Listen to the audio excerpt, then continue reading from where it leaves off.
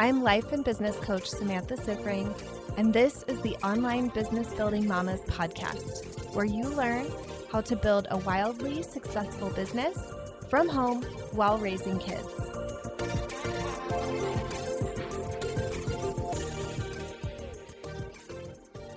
Hey mamas, welcome to another episode of the podcast. Today we're going to be talking about decision making, and this is an episode that my clients have been begging me to make for you, so I'm really excited for this one, and I know it's going to be really helpful for you. So if there's one skill that will accelerate the pace of your business growth and money making, it is this one: decision making. Mastering the skill of decision making will get you results in your life and your business faster. It will make you better at selling also. I truly believe that selling is just guiding somebody through the decision-making process as a really unattached guide. You're not asking questions to twist their arm into being a yes. You're just asking questions to help them get total clarity on what they truly want. Here is the sad truth. Most of us are not taught how to make decisions. We're not even taught that decision making is a really important skill. I think the best that we'll pretty much get is a pro-con list, which often doesn't lead to that much clarity at all. The problem with the way that most of us make decisions on our default is that we're trying to find the truth outside of us when we make decisions.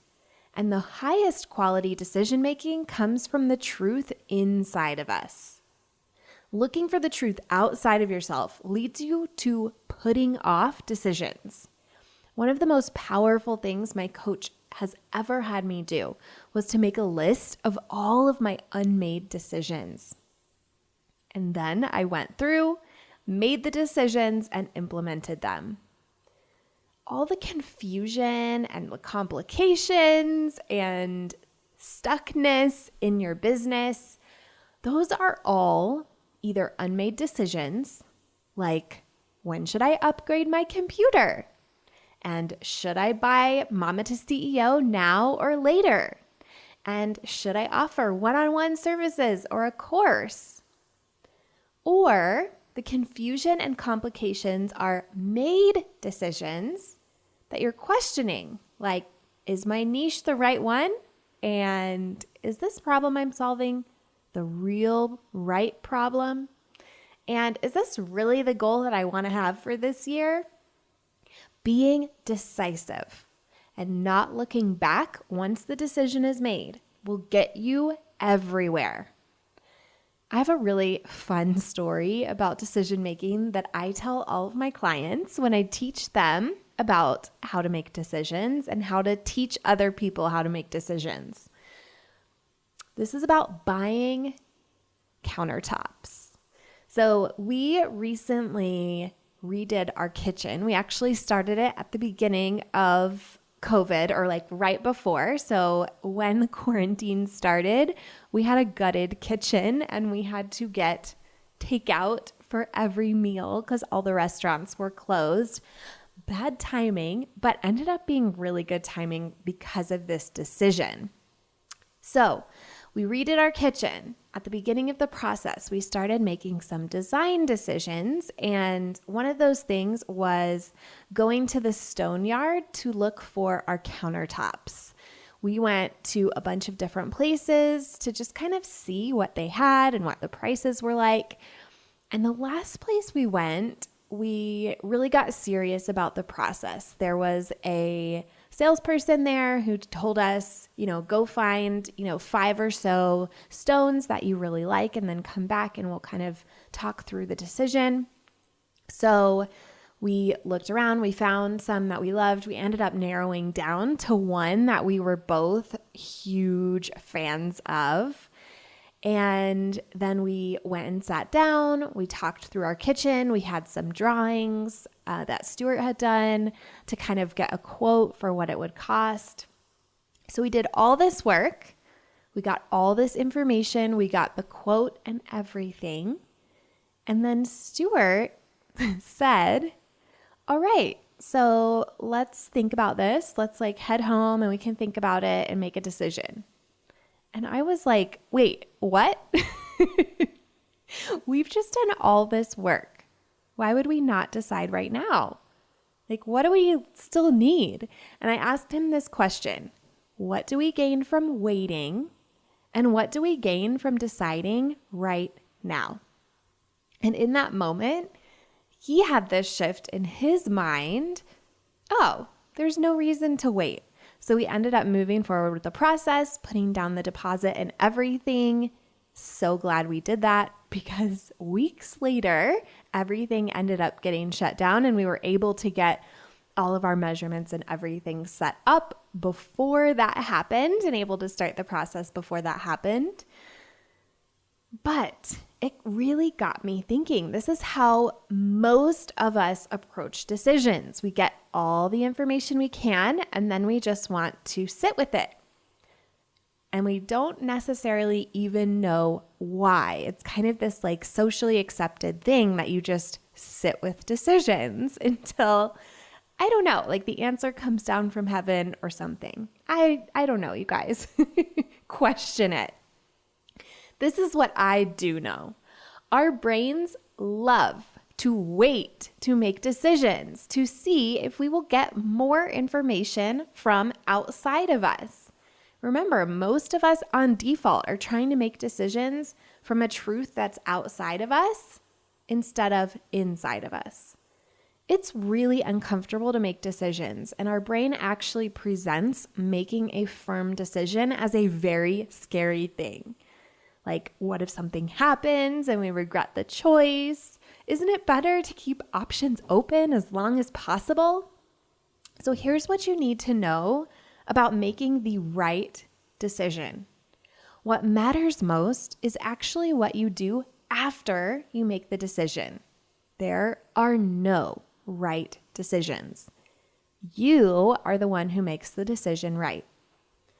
Yes, not everything that we choose ends the way that we want it to, but the response to that determines everything. In fall 2008, I decided to leave my super steady job to finish my master's program even faster than I was on track to. I wanted to finish it in about 6 or 7 months instead of dragging it out another 1 or 2 years. So we went down to a 1-income family in December 2008.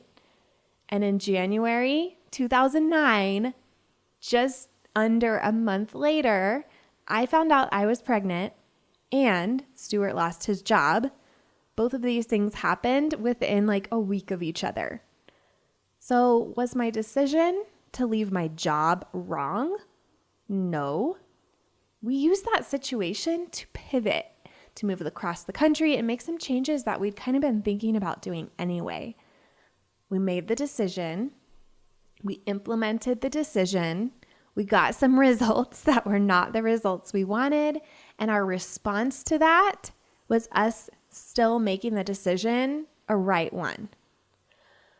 If you're ready to get better at decision making in life and business, I want to share my 3 decision-making steps. They're all questions that you ask yourself. First, do you want this? Second, why? And third, why would you wait? I use these for everything from simple purchases like sex ed books that I'd been putting off ordering for the kids to bigger things like the new car we recently bought, and also on business decisions like which coach to hire or which program to sign up for and those types of things. The first question helps you tap into yourself. Do you want this? What's the gut feeling inside of you? It really helps you tap into your vision. And the second question helps you understand your thought process and go deeper into that vision as well. Why do you want this or not want this? It helps you really identify your truth. How will this bring you closer to the vision that you have of the life you want to have? And yes, literally, even when it's small purchases, it's bringing you closer to the vision that you have. And the final question really shines a light on your default decision-making process. When I ask myself this question, I discover the deepest truth about my relationship with this decision.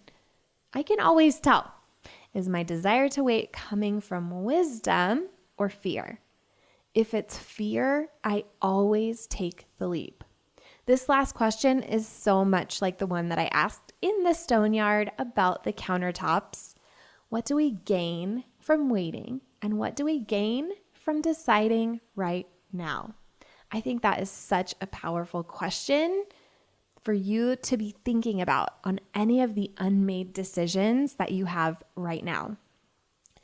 Okay, mamas, go out into the world and make powerful decisions this week, starting with writing out your list of unmade decisions, asking yourself what you gain from waiting or deciding right now, and starting to knock off some of those decisions.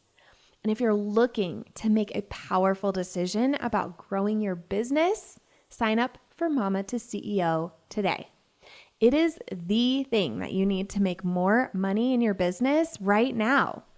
I created this program to take you from where you are now in your business to 100K with just 3 simple steps.